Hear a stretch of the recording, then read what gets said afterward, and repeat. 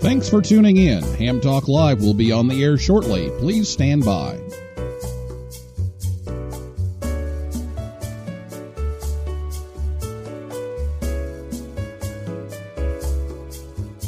This episode of Ham Talk Live is brought to you by Tower Electronics. For connectors, cables, and more, call 920-435-2973 or visit pl-259.com. And by ICOM. Heard it, worked it, logged it. Visit www.icomamerica.com/amateur for more information about ICOM radios.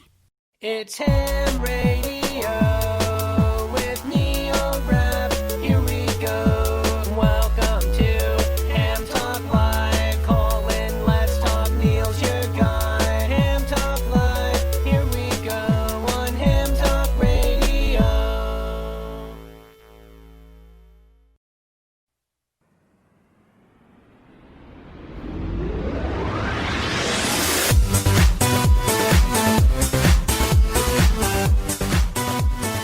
Good evening, everyone. It's time for Ham Talk Live, episode number 229. The number stations recorded live on Thursday, September 24th, 2020. I'm your host, Neil Rapp, WB9VPG. Thanks for tuning in to this episode of Ham Talk Live. Tonight we're joined all the way from Latvia. We have Māris Goldmanis, and we'll take your calls in just a few minutes. Last week here on the show, Frank Bauer, KA3HDO, Lou McFadden, W5DID, and Carrie Banky, N6IZW, were here to talk about the new radio system on the International Space Station. If you missed that show, you can listen anytime at hamtalklive.com or on your favorite podcast app or on YouTube, or you can catch the rebroadcast of this show on WTWW 5085 AM, and that's on Saturday afternoons at about 3:30 p.m. Eastern Time. So I hope you have some questions tonight. You can tweet those in or give us a call. I'll give you the phone number here in just a minute so you can write it down or stick it in your phone and have it ready to go. But if you're listening to us live on Thursday night, you'll be able to give us a call after the interview. And it's not time to call just yet. We're going to talk to Māris a little bit. But the number to call when we're ready here is 859-982-7373. 859-982-7373. And again, you can tweet us if you'd rather type than talk. The Twitter handle is @HamTalkLive. And if you're listening on Spreaker, you can type a comment in, and we'll be checking those throughout the evening. Couple of announcements here before we get started. The Nashua Area Radio Society QSO Party is this weekend. So we talked about that on the show last week. That's at n1fd.org for more information about that. But if you have time this weekend, get on the air and participate in their QSO party. And there's a lot of QSO parties and contests coming up in the next 3 or 4 weeks. So check that one out at n1fd.org.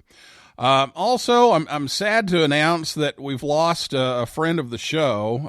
My cousin, Doug Hayes, KA9JJS from Mount Vernon, Illinois, became a silent key on Tuesday morning. And Doug was my inspiration to building computers, and he spent a lot of time on fast scan television and satellites back in the day.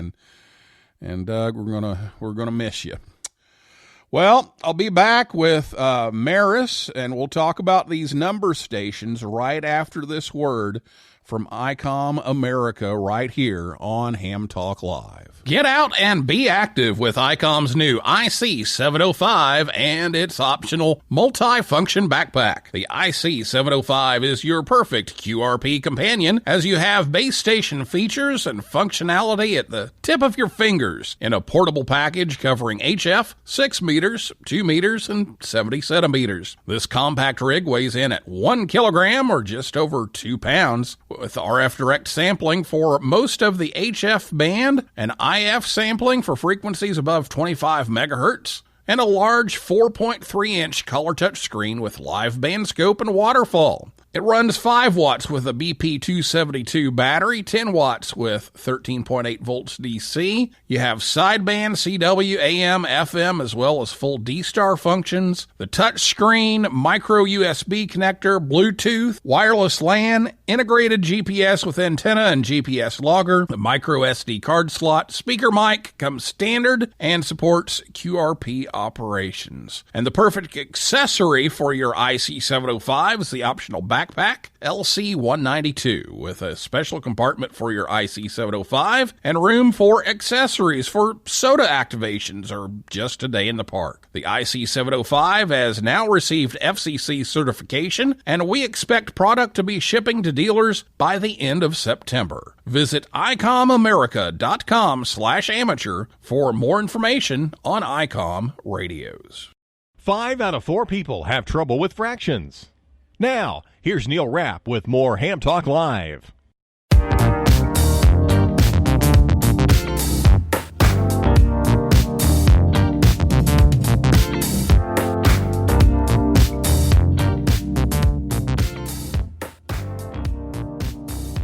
Welcome back to Ham Talk Live. Thanks to ICOM for sponsoring the show. Check them out at ICOMAmerica.com/amateur and that new IC705. Tonight, we have with us from Latvia, Māris Goldmanis, and he's with the Numbers Stations Research and Information Center, a project that is dedicated to the research, monitoring, information gathering, and publishing about numbers stations, military stations, and other shortwave radio phenomenon. And their website is at numbers-stations.com. And he, along with Ryan Sham from here in the U.S., manage that site and that program, and they have people all around the world participating in this. But Māris was kind enough to get up at 3 a.m. to be with us. So good morning. Good morning, Labrit.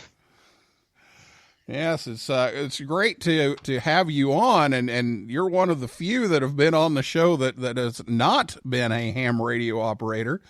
But we're here to talk about some high frequency stations, and some that a lot of ham radio operators have heard and have been fascinated by, and that's these number stations. And when hams are tuning across the HF bands, and usually outside of the amateur radio bands, we'll run into something that kind of sounds like this. So let me play this little clip here. 5, 5, 3.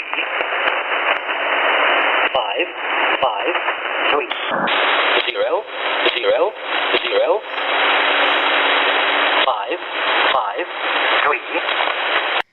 And it's just numbers over and over and over again. And these stations called number stations can be found several places. We'll talk about that in a little bit. But first, what is the purpose of just transmitting a whole bunch of numbers?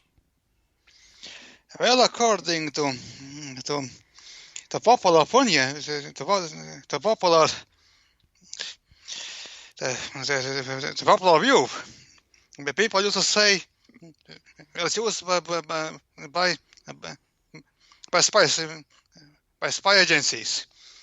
The send coded messages to the spies abroad. well, this opinion, this spy station, is confirmed by documents from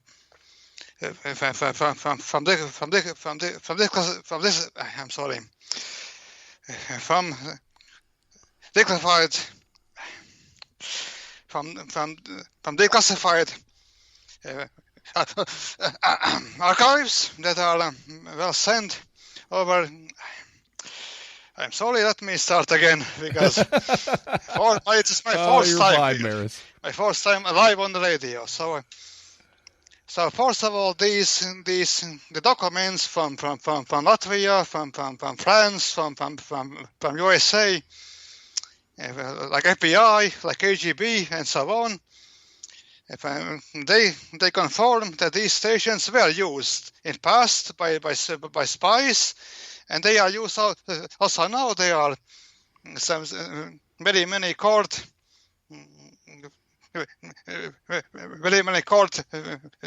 events about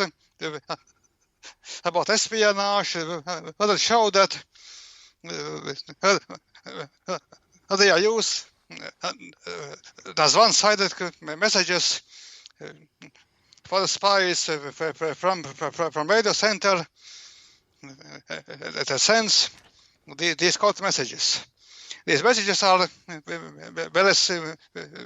sent once to the spy, and the spy must decode them and reply by other means. So they are not like two-sided radio. They are one-sided one-sided messages.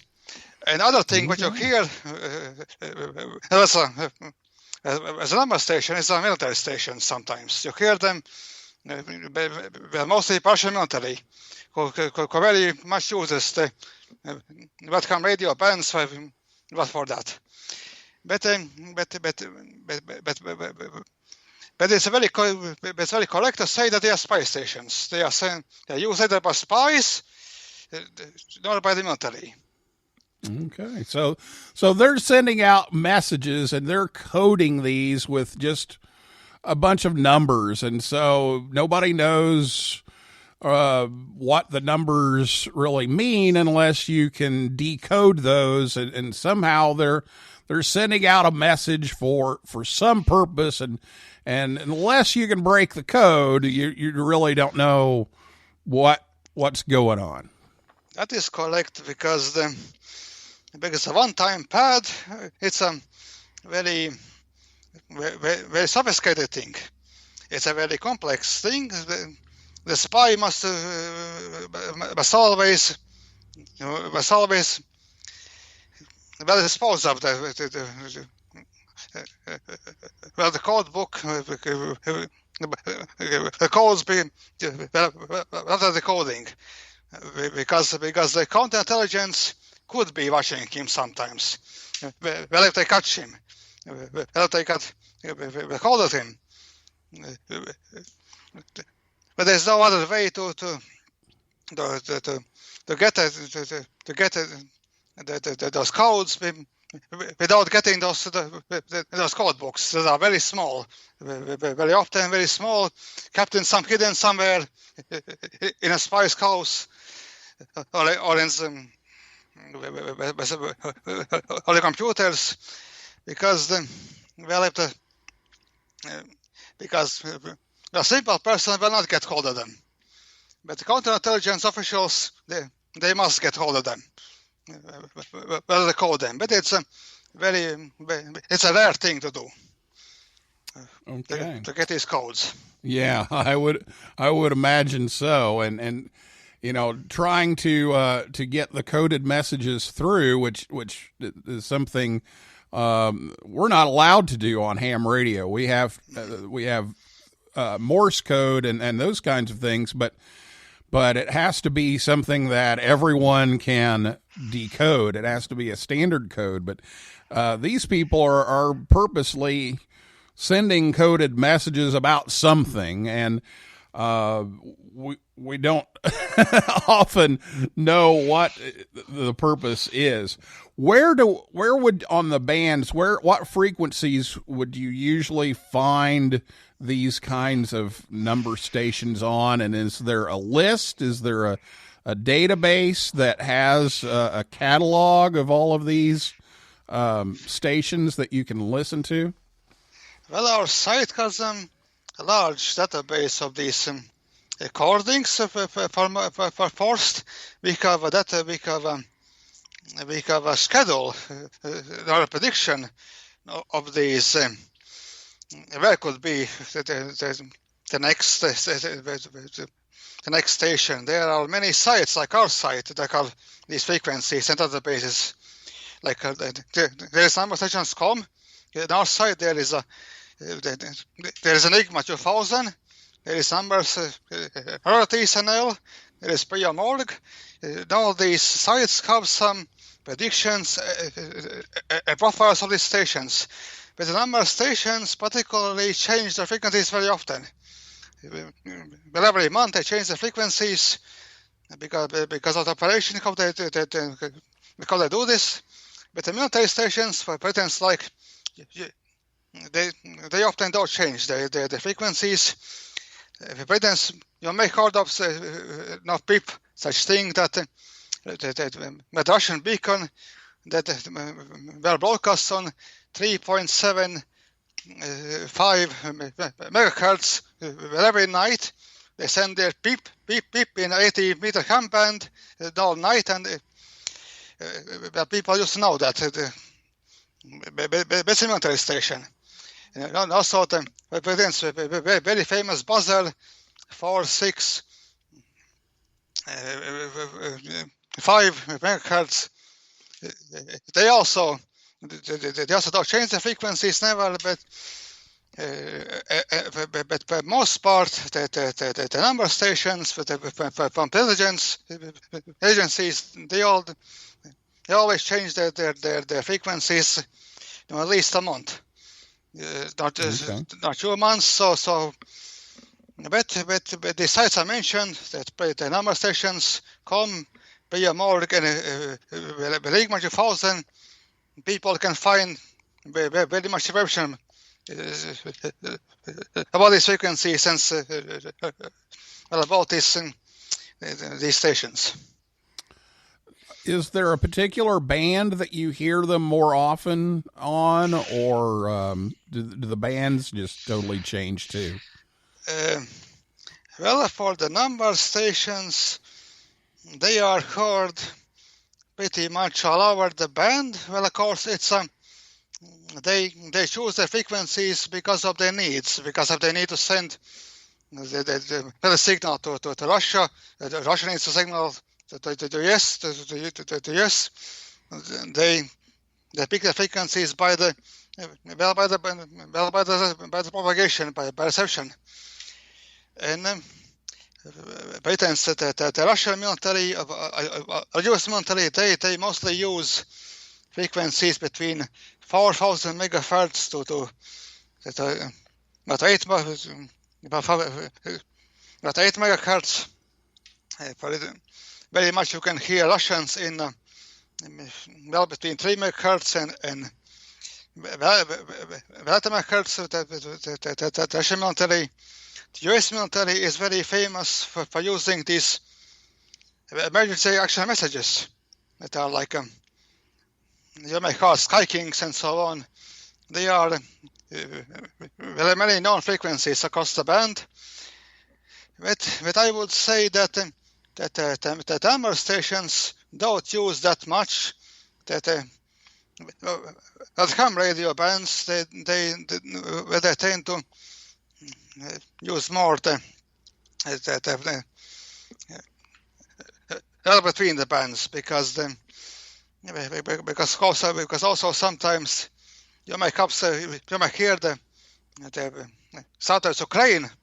SOS-6 they send their broadcasting ham radio bands, and sometimes people who are like on the that's not jumped. start jamming these broadcasts. But these broadcasts usually will go on for some 5 minutes or some 10 minutes. So for ham radio, it's not really a big problem. Of course, sometimes they can send radars, or they can send some more. But from my view, the number stations are not such a big problem for ham radio interference as much ham radio trolls or some like illegal stations, like from Eritrea. There is a station that use ham radio band, the broadcast stations, and so on. But they have, well, if you scan all the without ham radio bands, not just the ham radio bands, but all the spectrum between 1 to 30 megahertz, you may hear one of these stations every day. Okay.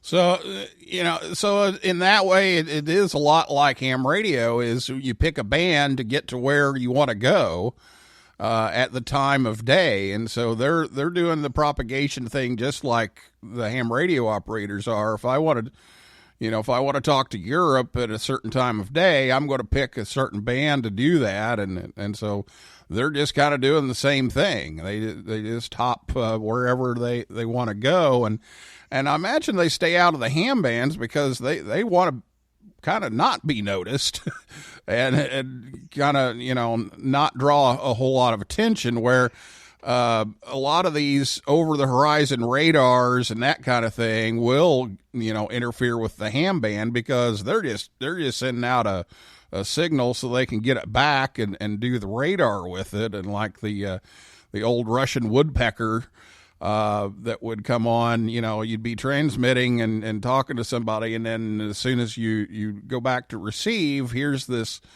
woodpecker noise going on. So it's a little different than that. They want to not be noticed. Well, of course, here I tell you, but then they send a message like a 526 and 72, and someone says, "You're on the same frequency. Get out. Well, go away." Well, the person who is from a side down, on the end, he hear that. He interfered by him who was say, "Go away," and well, a person must. For most part, the number stations right now, they are repeated 3 times. If there's traffic, it is an actual message there. It's not 000.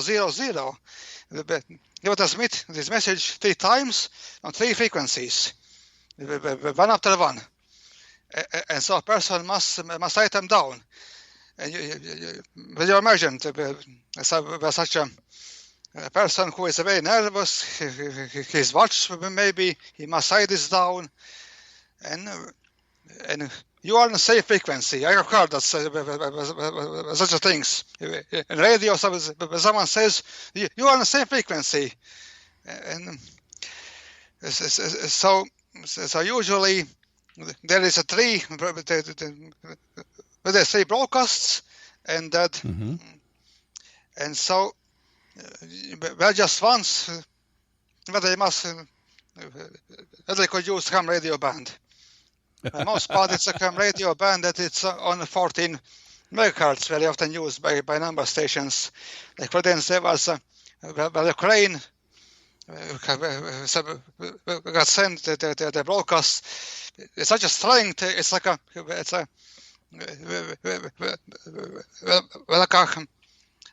broadcast station. A ham radio for 40 megahertz, but such a enormous overdose of signal.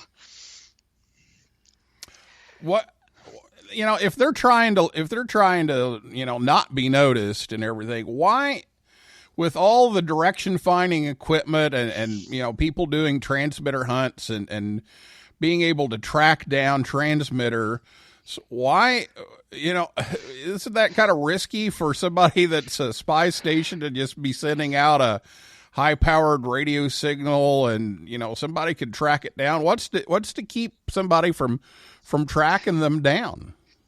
Well, it's there was a story in 80s when there was still stations, CIA stations from US. There was this that is taken Valenton station, Valenton CIA the CIA station that was sending the messages, far digit messages to Cuba, to America, and there were some people who actually took it down. Well, that's signals of Valenton. But of course, no one said nothing officially, but you must understand why I said about Valenton, because all the CIA, all the Russians, the Chinese, whoever use these stations, they use not simple transmitters, small transmitters. Their sites are covered. Their sites are very secret. But then again, if you track the signal, tracking the signal from a number station does not do you no good for counterintelligence, because you may track the source of the signal, but you cannot track the output of the signal, because you may know how the range or the range of the signal. You may understand the signal goes to Moscow, the signal goes to Washington DC, but you cannot really understand by direction finding where is it, what radio, what person listens to it. So it's like you must do some other things to actually find that person who listens to that station for the purpose to decode it, because Russians, the Soviets during the during the Cold War knew where are those stations, where are those transmitters in Germany, could send those signals to Moscow, but they must find some other ways to find that person who actually listens to them by purpose. And what about all the the digital technology and encryption? Why are they still using just numbers, and why aren't they just using a lot of this digital encryption? Well, it's more about capabilities and needs and additions of the agency, the country that uses them, because of course we under the CIA and MI6 and France and Western Germany, they have abandoned the number station as the shortwave signals for some 20 years now, because also one thing that the CIA and MI6 have many failures about that. Actually, in Soviet Union and Russia, many people were caught with all these stations in past. But however, Russia, for instance, the Cuba or China sometimes, or Taiwan, or Republic of China, or South Korea, North Korea, they seem to have still need for that. They have people within the operations who still know how to use them.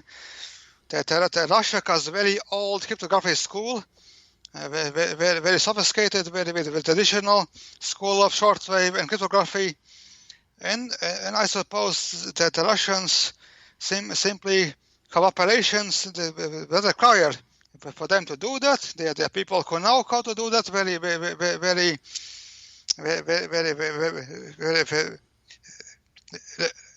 effectively, and also because they must understand that the intelligence agencies, they have many operations at once, and there are maybe some few of them that use these number sections codes Well, some few people can use them still.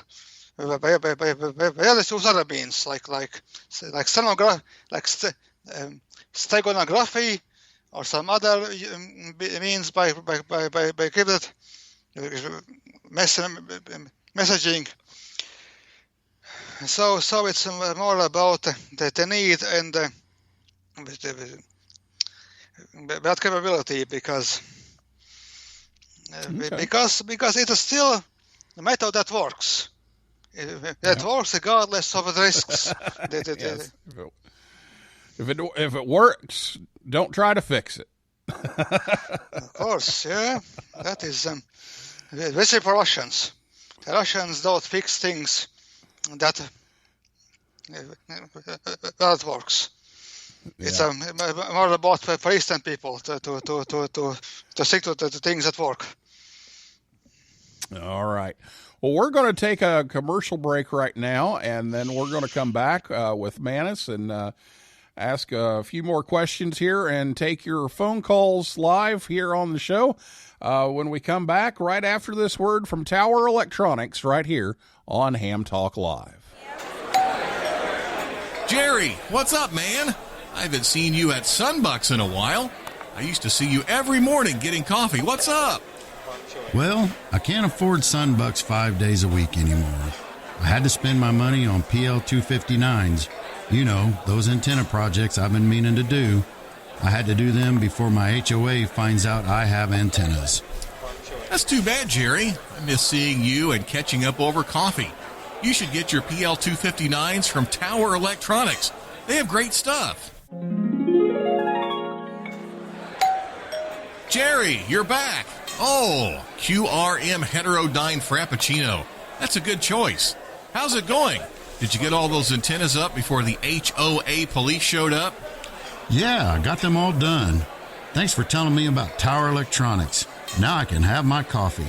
I just saved a bunch of money on my PL259s by switching to Tower Electronics. Don't get caught without PL259s. Visit Tower Electronics online at pl-259.com or at a Hamfest near you. Or give them a call at 920-435-2973. And be sure to pick up some power poles, adapters, and cables too. Join the conversation. Give us a call at 859-982-7373. Again, the number to call is 859-982-7373. Or, if you'd rather type than talk, tweet us at Ham Talk Live. Now, here's Neil Rapp with more Ham Talk Live. Here's the snap. Rapp takes the rig. He breaks through the pileup. He's on 80. Now 40. Now 20. 15. 10. 2 meters. Touchdown. Ham Talk Live.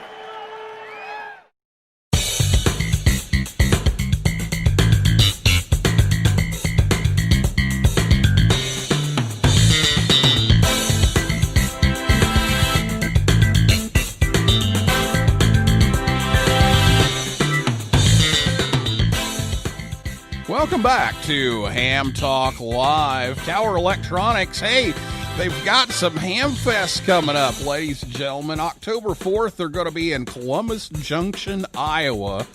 And I about jumped out of my seat when I found out about this one. November 7th, Bedford, Indiana, just down the road from me. So I'm looking forward to visiting Tower Electronics down in Bedford on November 7th. And then November 13th and 14th, they'll be in Fort Walton Beach, Florida. But you can visit them anytime at pl-259.com. Ham Talk Live is on the air every Thursday night at 9 p.m. Eastern Time, right here at hamtalklive.com. And be sure to check us out on Facebook, Twitter, and Instagram. And if you'd like to give us a call, it's 859-982-7373, or you can tweet us at Ham Talk Live. And if you're listening to us on WTWW or the podcast edition, you won't be able to reach us tonight because we're recording this live on Thursday. And my guest tonight is Māris Goldmanis from Latvia. and he's with the Number Stations Research and Information Center, and their website again, numbers-stations.com, and you can find their predictions of where some of these number stations are, and keep track of these if you want to listen in and try to find some of these. I'm not sure what you're going to bake out of it, but you can certainly give it a try. So let's finish up here with a couple of questions for Māris. Why just numbers? Why not mix in some letters? And even I heard one the other day that was playing music. I don't understand how they can code messages with music, but why so many of them that just use numbers? Well, first of all, the music is not meant for decoding. Music is meant for to recognize a signal. Like, for instance, it's the same like for local stations to have music before the actual broadcast. There is a music like for West America. There's a music. There's a music for many of these stations. But during the Cold War, these gongs or Raspberry signal, very famous, or Rickson Porsche, they were just signals to recognize the station. It's called like interval signal. They were just a very cosmetic thing. They were not required for the coding. Okay. But as for the characters, for instance, well, it's wrong because in past, for instance, there were some cases there were NATO characters with the numbers, like, for instance, Alpha India and so on. They were used by Mossad stations from Israel, but also from Germany, West Germany, and right now, for instance, the most part, the phonetics are used for military broadcasts by US, where they use the NATO alphabet, where Russians use their own phonetics. For instance, the buzzer messages are made from numbers and from the Russian phonetics, like Jevich 2, 3, Jana Semyon, and so on. And of course, the thing is about why they don't use the phonetics is not because they can't use phonetics. It's because of the methods of cryptography. Because people can make these encoded messages. They can choose other methods. And the most common method for number stations, for Intel stations, is used the 5-digit messages. But I must say, these encodings, how they send these cryptographic messages are up to each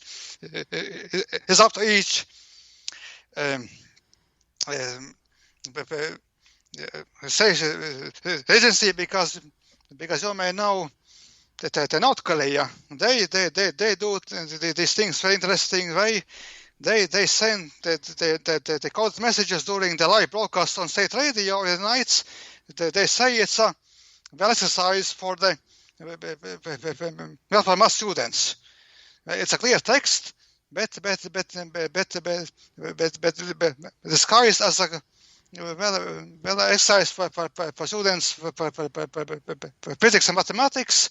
To turn page that, turn page this, equate that, equate this. But really it's a recorded message.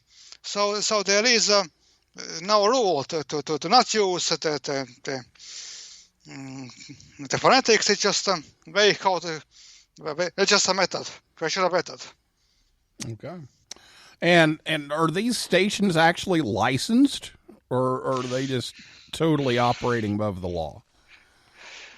I would say, of course, that the U.S. emergency reduction messages that are used for military, they are licensed in their own way. But of course, the messages, these number station messages, classical like 1, 2, 3, 4, and so on. Of course, they are not licensed, because if they would be licensed, then they will be easily testable. And they cannot be licensed, because also for Russians, Chinese, for Cubans, of course, why they would need license from America? They would just send whenever they want. And also this thing for Russian military, the Russian military is the main abuser of ham radio bands, and they don't need any license from anyone, and they don't care about. And so I'm sorry, but you won't be able without any very harsh means to silence them with FCC, but they won't silence them. Yeah. Well, that is actually leading into a question that's come in here from John W4USF, and he wants to know, has there been any attempt to jam these signals? Has anybody tried to interfere with them? And what international body can be used to try to force them off of ham radio frequencies? And I guess there's probably not one, but first of all, any attempts to jam them? Well, of course, people will often jam them. For instance, already mentioned the PIP, the Russian military station from Rostov. They just use the PIP marker all night in 80-meter ham band. People often jam it, but it's no use, of course. It's just pips all night, and people try to jam it for fun. But about whom to complain? Well, there is just one real people who can stop these number sessions from happening. It's a counterintelligence. They will capture the spy, and the foreign intelligence will stop it. They will send a signal. Well, that no. Well, if there is no political way to get them on the track, there is a political way that made many stations silent, was called war. Was end of the Cold War. In 1991, many stations simply from East Germany, from Poland, from communist countries, simply stopped their stations because they was changed political regimes. But otherwise, well, you can complain to someone, complain to CIA, complain to Russians, but they will just say we don't know nothing about this. You are mistaken. You got things for a hat and so on. They really told about this Valentine thing in 80s. They found the trace, the signal to Valentine. They send these 4-digit Morse code messages, and they ask about. It's immortal. They ask about that thing to CIA, to officials. They say we don't know about that nothing. And yeah, but you can find it in the monitoring times. And there was very much about it. About CIA station found and so on. And but you must ask the counterintelligence agency to stop them. To find those spies, to find those Cubans, to find those Russians, who use those stations within America, and I suppose they're trying to do that. But otherwise, it's well, you must just tolerate them. You must tolerate them because they are they won't go away because I'm civilian asked that. All right. Well, John, thank you for that question, and I hope that that pretty much answers it. And I know, even back in the days of the Russian woodpecker from Russia, the over horizon radar, there were people who tried to jam it and actually were successful in getting them to change frequencies at least. It'd be a little harder for the spies. Well, the woodpecker was in Ukraine near Chernobyl. Chernobyl. And it sees, yes, the woodpecker is located near Chernobyl. It's within the zone. Now excursion. So because of the disaster within the nuclear power plant, they cease activity for that reason. Because it's within the zone. Right. Yeah, I've been meaning to do a show about that, and I've got some transcripts from some people talking about the history of it, but I've been trying to track down some of these people who were actually successful in jamming it with some Morse code, and I haven't been able to track any of them down. But maybe we'll do another show here on Ham Talk Live about the Russian woodpecker soon. Well, I noticed that on your website you have several web SDR links and even a US band plan for the ham radio. So what's the connection here? You're using web SDRs just like we do, I guess. Well, the people who seriously want to listen to number stations, they also must know the basics about the shortwave radio operation. There are even some people who listen to these stations, but they have common radio licenses also. Well, the people want to really buy a shortwave radio receiver. They want to buy SDR. They want to but to understand these things, they must understand also some things about ham radio basics. So it's not just like we are DXers, of course, but we must understand the basics. And that's why also many people often ask many newcomers ask, what is that sound over there? Very strange sound. Then we ask, what's a ham radio? Ham radio operator. Oh, ham radio operator. I was told it's a spy. So maybe there's more connection there than we realized. Well, your website again has a lot of information on it, and it's numbers-stations.com, and that's the site that you and Ryan have put together. And there's a lot of information there. I was looking at it. There was a calendar there, where you had different predictions of different number stations and other stations, where you predicted them to be on the bands and when, and just tons and tons of information. So I want to make sure people know to go there, numbers-stations.com. And you were telling me before we started the show tonight that you have a very diverse group of international people that are participating in this program, several different countries.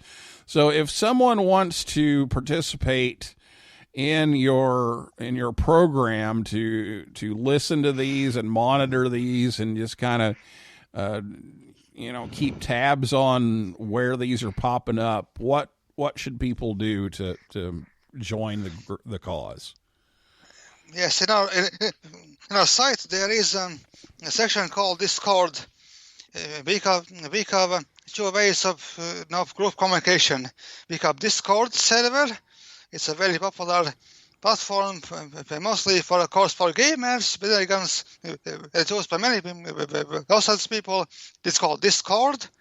And another way to connect us is also the Telegram. There is a very popular way. Very good alternative to Twitter. And there's also we also have a page on Facebook, also called Number Station Research Information Center. So there's three things, like there's Discord, there is Telegram, and Facebook, and you can find us there. Okay, very good. Go ahead. It's like a chat, like IRC chat. Some you may know such a thing. Okay, well, I think that's going to wrap it up. We're actually a little over time here, so we're going to finish up here. But any final thoughts here before we go? Well, the number stations are the thing that very popular among people because of the mass media, many movies, many games, and so on. But really, they are very interesting thing that are used by military, by intelligence agencies, well, for their own needs. But I think that people should listen to them because listening to these stations help them. Well, to understand the shortwave radio better, become a radio operator sometimes even, to get friends across the world. And of course, for me, the biggest thing the main thing is not the radio, the logging and so on. For me, is history about them because I'm a historian, and we found these. Last month, this March, I found very good documents that confirm that these stations are used by intelligence. Archives in Latvia, we have very large KGB archive in Latvia that proves that these stations are used by CIA. And we even found very classic recording of by KGB of time stations within that archive. We can publish that, and so we are very right now. We are moving to a new level. It's no longer a mystery. It's not a very spooky, creepy thing. It's we have shown what they are for, why they are needed for, why they are. And so people can go out to our site, other sites, and find out very interesting things about them. All right. Well, it is some very interesting history for sure, and it's neat to listen in on those things yet today. And just hear those, it makes you wonder. It really sparks your curiosity as to, okay, what are they really trying to communicate? What are they saying? And what's really happening here? And of course, a lot of times we'll never know what's really being said and what's really happening, but it's fun to listen in nonetheless. So I wanted to talk a little bit about it tonight, and I thank you so much for getting up so early in the morning to be with us from Latvia. And again, I refer everyone to the website numbers-stations.com and check them out on Discord and Facebook and Telegram, and find out a little more about the history of this. And again, like he said, it's just some basic radio skills of finding these and listening to them. So thank you so much for being on the show with us tonight. I really appreciate it. Thank you. All right. Well, that is a wrap for this week's edition of Ham Talk Live.